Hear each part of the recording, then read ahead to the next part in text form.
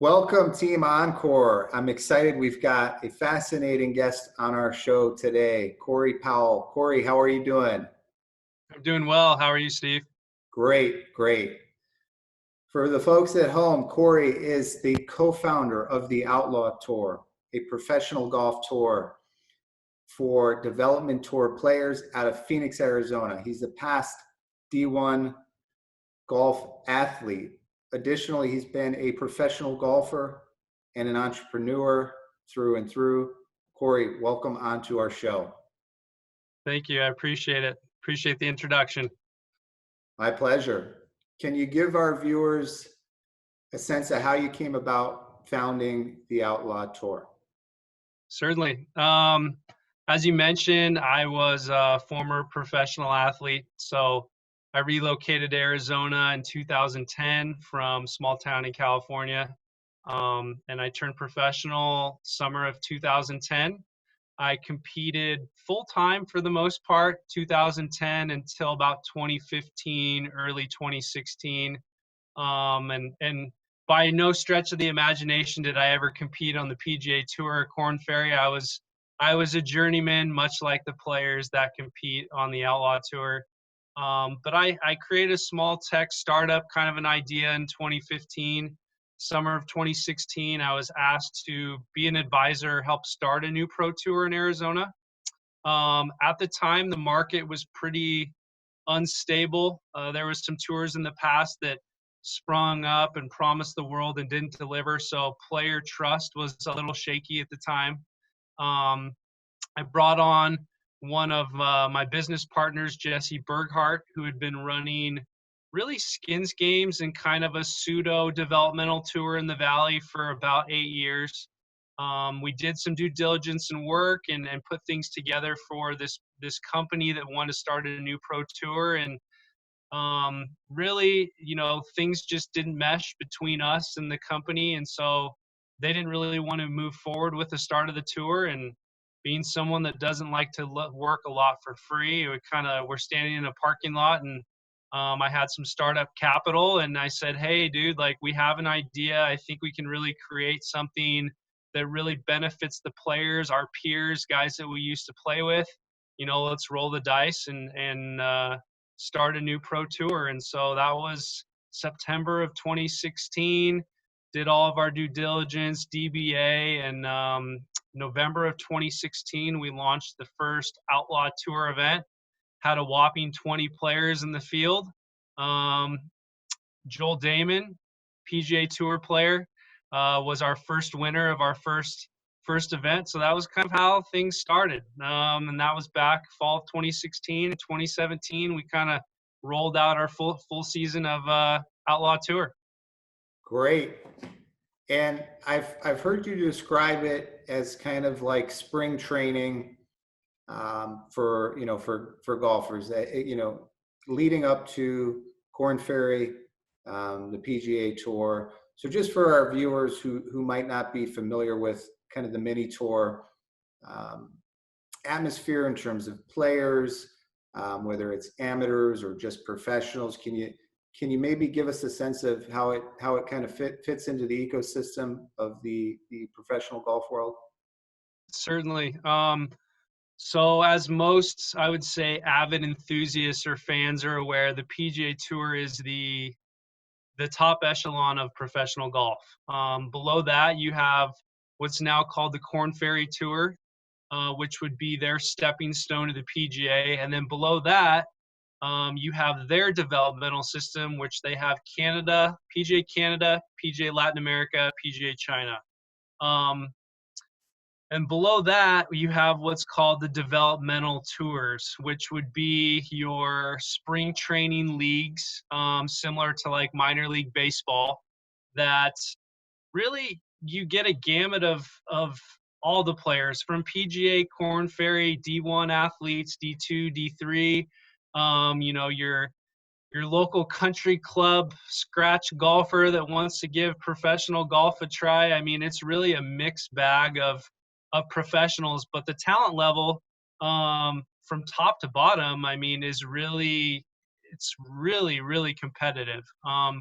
So the Outlaw Tour, I mentioned spring training because Phoenix, Arizona is one of the meccas for spring training in baseball.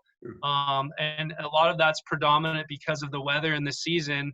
That's why I've kind of coined the phrase that we're the spring training of professional golf, because from January through April, the weather is perfect. And it's kind of the downtime for a lot of these professional golfers, unless they have really good status on the PGA Tour. It's a great place to come down. The weather's great. There's over 150 golf courses in the valley, and they can really compete against some of the best professionals really in the country to kind of prepare and develop their talent, to get ready for whatever tour they're going to be embarking on from May through September, which is the primary bulk of the season for professional golfers. Great. And just for our listeners out there, any questions for Cory, feel free to leave them in the comments below. And Cory, I was wondering, what is a typical entry fee for your tournament? Is it 2 days? Is it 3 days? And then maybe give us a sense of what kind of purses these professionals can obtain if they finish in the top 5 or top 10. Yeah, absolutely. So really it does vary on the days of events. 1 days are obviously going to be cheaper than a 3 or a 4 day event. And then the quality of the golf course, whether or not there's sponsor money added to an event. There's a variety of different ways that we structure the entry fee, but predominantly 1 day events, which we really only hold those prior to, say, a Waste Management Phoenix Open qualifier. We'll host an event at a facility prior to a qualifier for that. So, those are typically $250.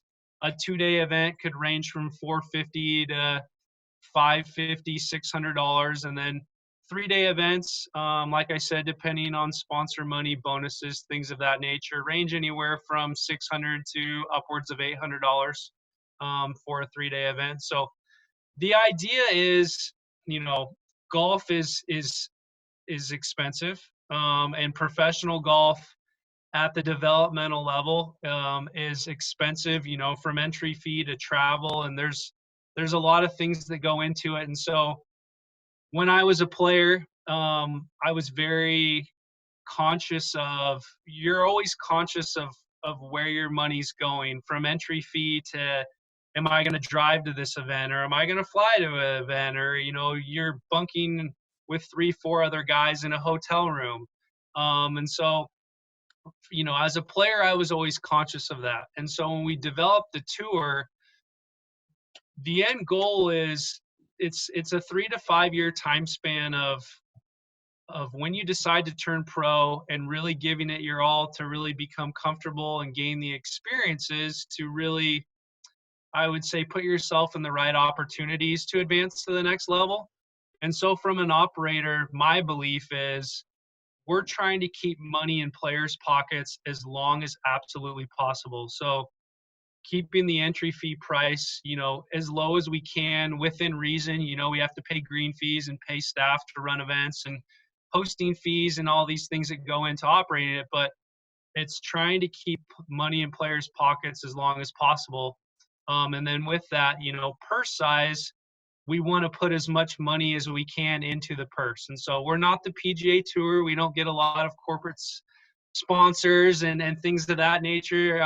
Currently, I'm trying to get really creative to start generating more sponsor engagement. But purses, they're very much so entry driven and participation driven. The more players that play, the higher the purse is. But typically, a first place check would range anywhere from $4,500. We've paid upwards of 10 grand for a first place check. And so again, it's very dependent on green fee, entry fee pricing, and the number of players that play in an event. Great. Certainly a substantial amount of money for a lot of these players that are trying to figure out if they can really compete at that level. And what is there kind of a general type of setup that you see with these players? Are they teaching on the side, or do they have side jobs, or do they have investors? I imagine it's different for every player, but for the ones maybe that you see, eventually going on to the PGA Tour, how are they affording these tournaments and kind of getting by in the meantime? It's changed over the years. When I was playing, there were players that had sponsors and investors, but I would say it was more so there was a large majority of players that bartended at night and served at restaurants, and it was kind of I would say more so of a hustlers grinders mindset. The modern day player, a lot more of them have funding, have help. I mean, the reality is, if you really want to put yourself in the best opportunities possible, you're looking at roughly $50,000 in a calendar year to compete. Sure. So with no guarantee on investment, and that's not necessarily factoring in housing during the off season. I mean, that's strictly tournament entries, travel, coaching, training, things like that. So to do so, and you're gonna need to do that for a 3 to 5 year time span to really. That's kind of the maturation of being a professional. So a large majority of the players are the ones that I really see um, gain success or move the needle the fastest have that sponsorship or that help behind them, because that takes away one of the variables, and the variable is money. If you're constantly thinking about, I need to make this paycheck to play in the next event, that puts a lot of stress on a player's shoulders. And so as much as those kind of like in business, you're trying to eliminate as much as the negative variables as possible to see success. It's the same thing in golf. So a lot of them are funded. I still do see some players like Kyle Mays. A lot of the social media world, golf world, is probably pretty familiar with him and his social media account, Cart Barn Guys. He plays in a lot of our events, and he works in the Cart Barn at Papago Golf Course and hustles on social media and YouTube and Instagram. And so same. There are those players, but I would say they're becoming more few and far between. Well, that's really interesting. So you've kind of been in the press a lot, right? You've got the PGA Tour shutting down and the LPGA Tour shutting down, and you guys have been able to continue to operate in Arizona. And Hmm. because of that, you've had some maybe players that normally wouldn't be on the tour out there competing against these mini tour guys. Can you give us a sense of some of the recent press that you've received? Certainly. It's definitely been in these trying times. It's been an opportunity for the Outlaw Tour. I think it's generated a lot of mostly positive. All press is good press, but mostly positive press for the tour because we are one of the only tours in operation. I would say with that, we are practicing social distancing and all the safety measures to keep players as safe as possible. Um, but it really started at the Moon Valley Classic when really kind of COVID really started taking shape and affecting a lot of states, and the LPGA shut down. So when that shut down, Anna Nordquist was really kind of the springboard or catalyst for the media frenzy that's been created around the Outlaw Tour as of recent. So Anna Nordquist really kind of started things. Couple weeks ago, we had an incident with some players playing wrong tee boxes. We had 14 players disqueued or disqualified from that event. So Cody Blick got on social media. His brother Connor Blick was in the event.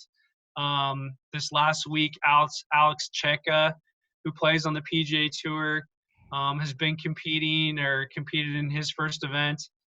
Week in and week out, though, we see a lot of Korn Ferry Tour members, PGA Canada, Latin America, China players have been competing, in our events. Tom Lehman's son has been playing as of recent on our tour. Kirk Triplett's son, Sam Triplett, he plays on the tour. Jake Byram plays on the tour. It's Kurt Byram's son. So, Tucker Watkins, Lanny Watkins' son, a lot of these guys that I would say live in Phoenix, and their kids have been competing on the tour. It's been really cool. I mean, Tom Lehman was at the Western Skies Classic a few weeks ago, and Hall of Fame player showing up at our little mini tour in Phoenix. It's pretty cool. That's awesome. And are fans typically allowed at your events, or is it more friends and family of players that typically come out?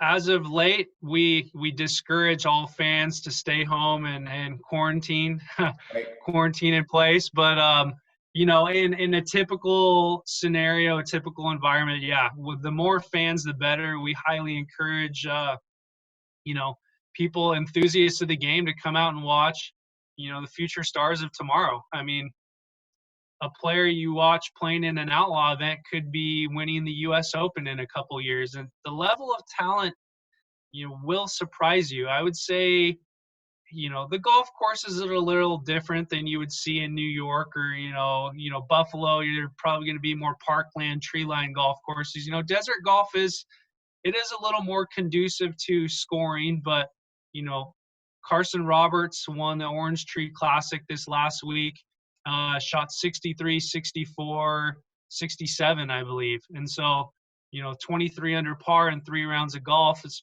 pretty. He had 3 eagles in 1 round. I mean, you're going to see some very highly competitive, very talented players competing in events, and it's exciting to watch.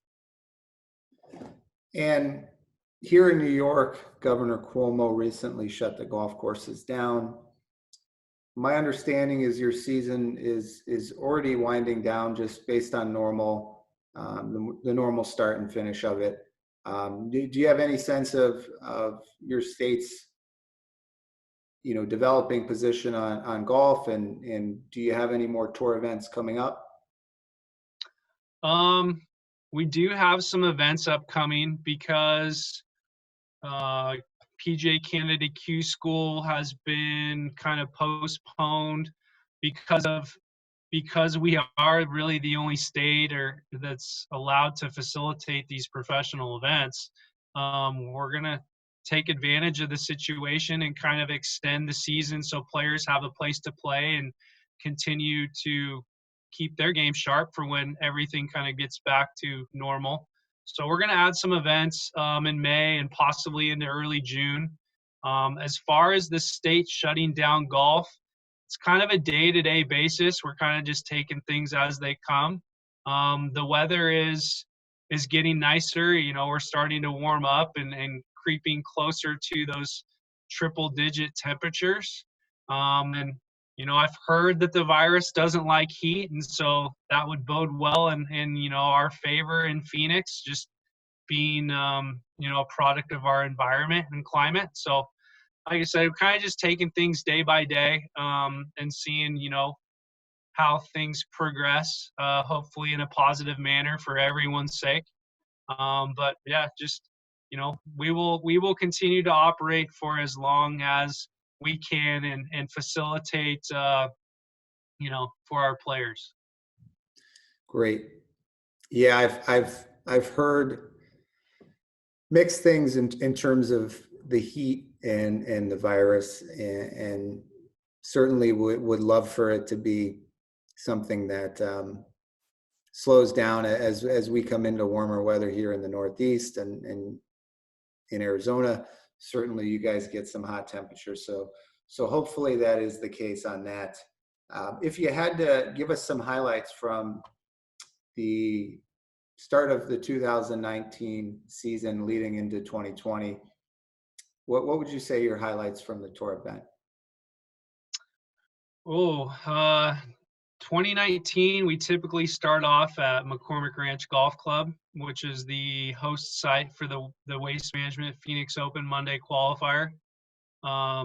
We had a Korn Ferry member, he's played in some PGA Tour events, Brock McKenzie, win that event. So it was one of we really kind of springboarded 2019 by just a really big ramp up in player participation. When we started back in 2016, we were the fourth tour in town. So it was a highly competitive marketplace. We started 2019 as the only tour in town. So that was very big for us. And that really helped really increase our player participation numbers. So 2019 started off on a really good note. We grew every single event, player participation wise. Jeremy Paul, Canadian PGA Tour Canada member, very talented player. He went on a 3-tournament run where he won 3 tournaments in a row that he played in. I believe he was something like 45 under par over the course of those, really over like 4 rounds of golf. So that was pretty cool to see him just shoot some incredible numbers. We had a 27 under par. Aaron Whalen won at shooting 27 under par over a 3-day event. So we really saw an increase of player participation, and the level of talent just got very, very competitive. We hosted the Sedona Open later that year, so that would have been October, which was our second year of hosting that event.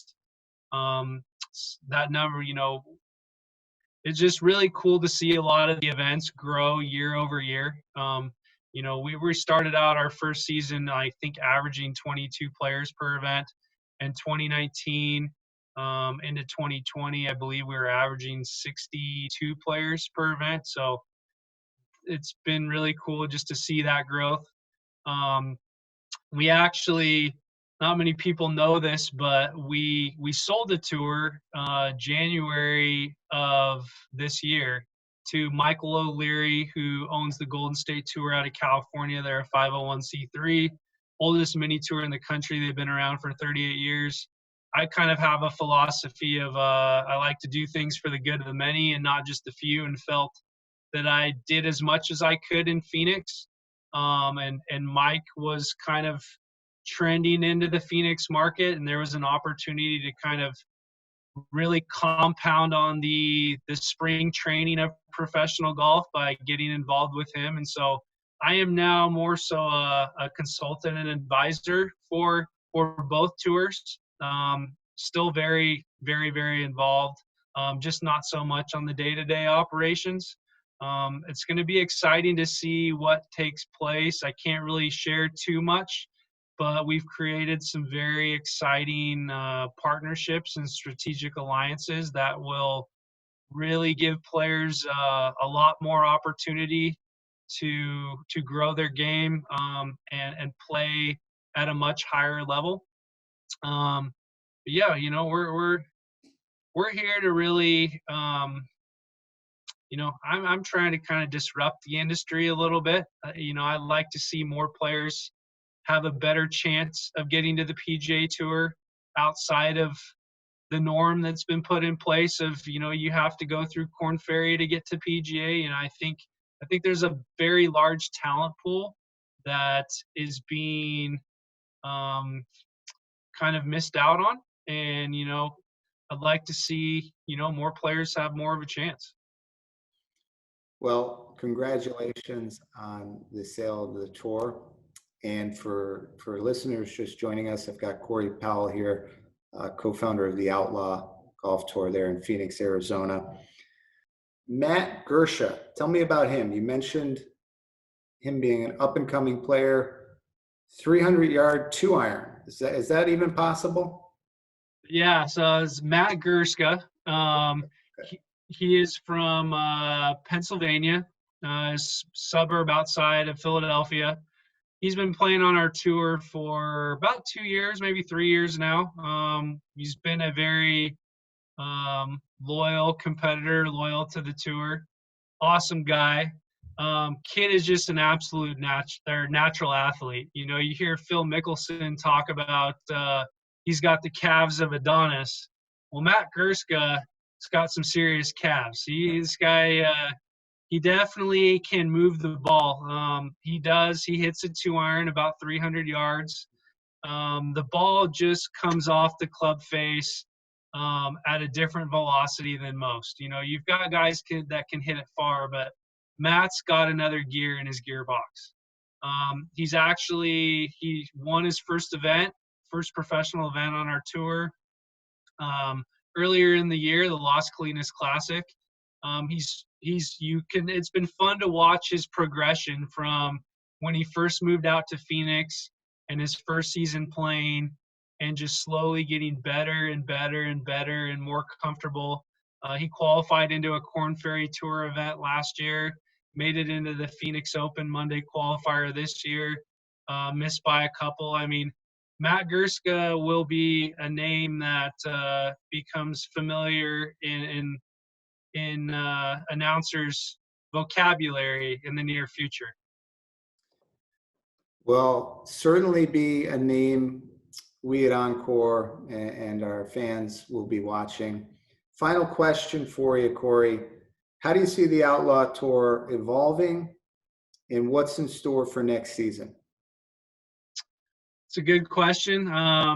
You know, as I kind of alluded to, we've created Mike O'Leary's been doing a really good job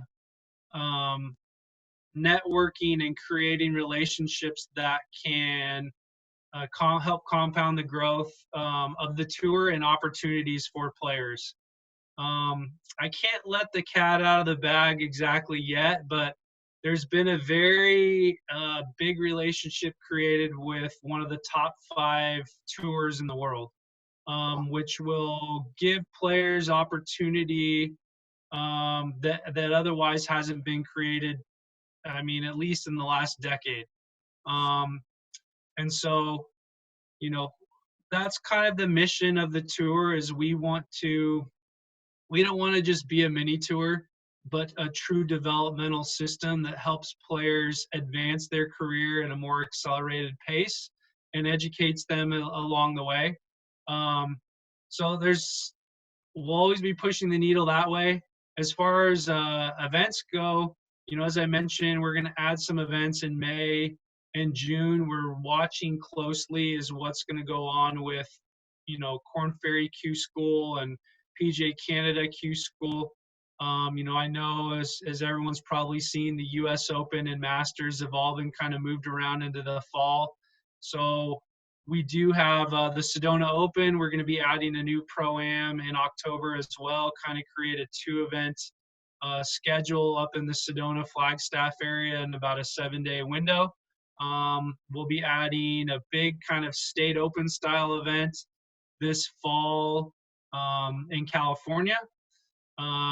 It'll kind of fall back into the summer of next year, but with timing and everything going on, we've got to shift like everyone else. I'm working on kind of a national tour concept called America's Tour that Mike and I are working hand in hand on, and really trying to create a developmental system where we have the spring training in Phoenix, and then players can head out on a national stage during the summertime, and kind of trying to disrupt the market a little bit. You know, I think PGA Tour has done a great job. Obviously, that's where everyone's trying to get. But I think that, like I said, they're missing out on a lot of players that, because of money and opportunity, you know, and some variables on players' end, that they don't have all the chance possible to compete at the highest level because of money and funding. And, you know, we're trying to kind of expose that a little bit. So we're also kind of dipping our toes in creative ways to tell the story of players, and with all these different media channels and free things like Facebook and Instagram, exploring some new ways to help the avid enthusiasts actively watch players as they play in tournaments, with some live streaming opportunities. And so kind of trying to, stir the pot a little bit and keep the needle moving, for the sake of the players and the sake of the game. Well, appreciate that. I do have a bonus question here. Your remark about the tour reminded me of the recent announcement of the supposed competitor to the PGA Tour, that they had approached Phil and Rory and Brooks, and just curious to get your thoughts on that. I think it's a very